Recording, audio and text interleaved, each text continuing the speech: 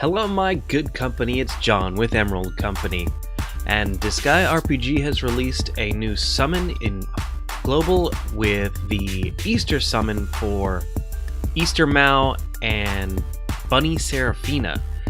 Now, I am not entirely certain that either of these are particularly, overpowered, so if you're pulling for, a crazy good unit, I'm just gonna say ahead of schedule here, these are probably not it. They have their uses, but they're not crazy overpowered in any way, shape, or form. They're not the Overlord Balvatores or Overlord Asagi that we've got coming up eventually someday, who knows when. But they are fun designs. They have Easter Mao, he's got little Easter egg, which I can only assume are explosives. They definitely look ominous for sure. And his hair is turning into bunny ears. That's a little freakish. He's got a little bit of egg paint on his jacket as well. I love that, love that. Bunny Seraphina as well has a lot of good design choices. She's got, looks like she's one of those servers at like a casino or something, and she's got her tray full of eggs. I do remember in Disgaea 5 you were able to switch her out for the bunny outfit, though I'm not entirely certain if there was a point to it other than putting the main female lead in a bunny outfit, which, I mean... So, to the meat of the matter, let's take a look at Mao's abilities.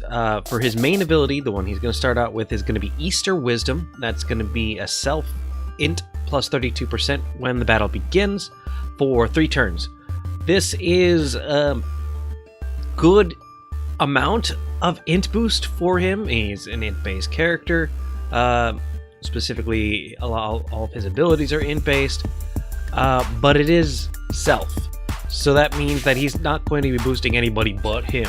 Mao's weapon forte is wands, staffs, so he is going to be an int-based, focused casting type. His first sub-ability is Results of the Easter Experiment. It affects all male enemies, defense and resistance minus 14%. This is okay. It's not a bad debuff as far as debuffs go, compared to, say, Desco's 14%, I believe, defense minus, and that's it, just defense. So, comparatively, it's more, but it only affects males, so it is much more specific. His next one is Egg Barrier. Self-damage taken from humanoids minus 40%.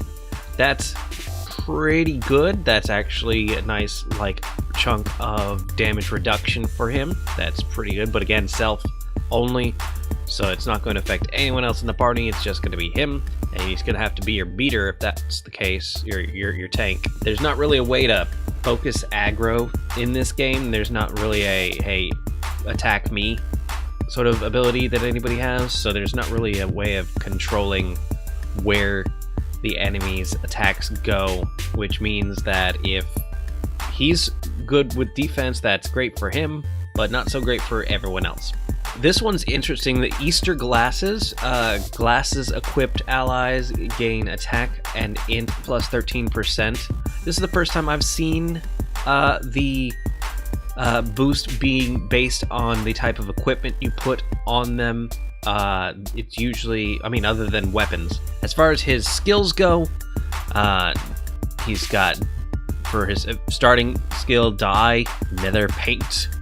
That one's going to be a 25 SP Power G plus all. So I imagine can be reduced through leveling down to probably about 20. So it's a good sweeper AoE for trying to get a bunch of AoEs off rapidly. So if you need a team that has a bunch of low cost AoEs, he's a good person to put on that team. His level 50 Crack Easter Egg is an SP 30 power all buff, it looks like. It has an effect of immune to forget and immune to, and it's leaning over there, but I know it's immune to poison. And that's all very niche kind of used to it. There's certain fights where they're going to poison you, but if I'm being honest, those fights, like, you would have to not only have him in the fight, you'd also have to make sure that he goes before those things, because they usually do it like first turn. So I'm not entirely convinced that's a great ability. I mean, if you really focus towards making it work, it will work, but that's not really ideal. His level 200 Battle Evil Mech is an SP 50 F plus damage AoE that is gonna also give defense plus 25%. That's okay. Like, it's a little bit expensive, but you're gonna get a defense boost out of it, so that's good.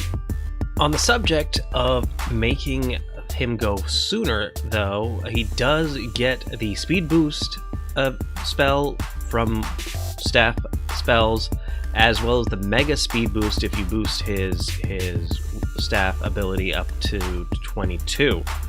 Now we have Bunny Seraphina. She's gonna have a bow and arrow be her primary forte, which means she's gonna get that sweet doppelganger AoE. Her main ability is Easter Invite.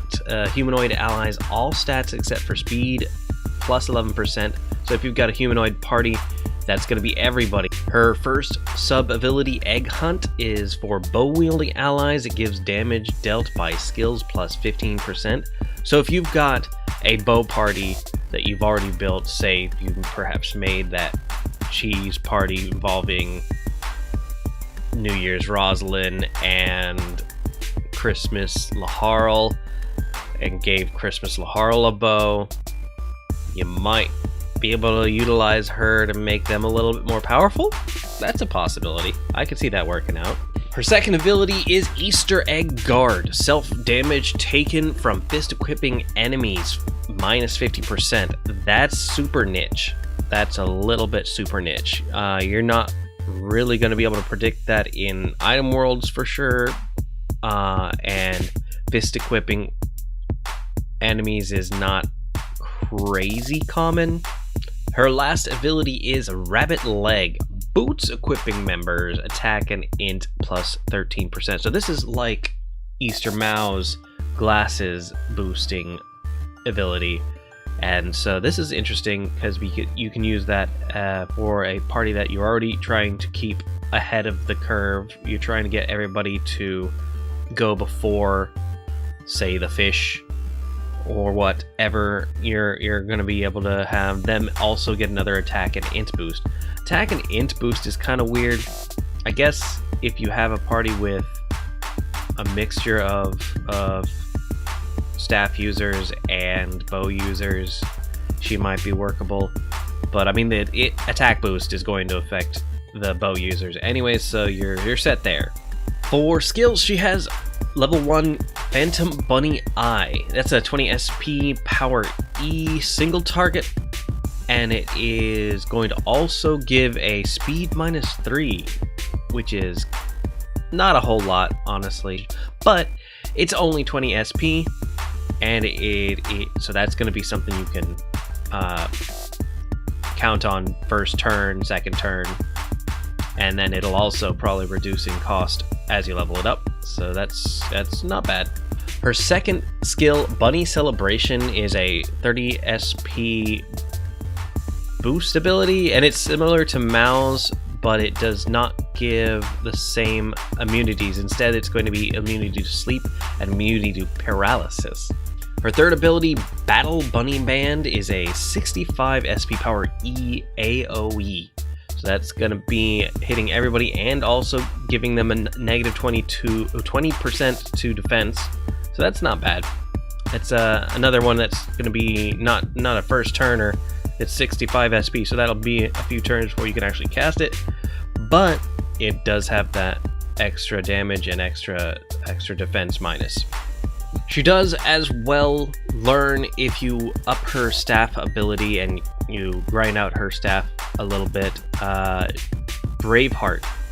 And that, much like Tyrant Valvatorez, she also gets Mega Braveheart at level 22. Overall, I would say of the two of them, I would certainly prefer Bunny Seraphina. And it's not just because of her nice assets.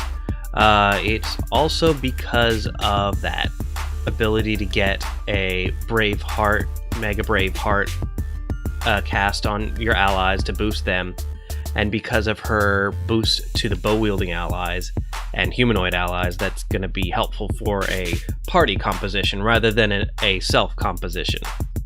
That's pretty much all my thoughts on that. Hope this helped you guys out. I'll see you next stream, and tell your friends.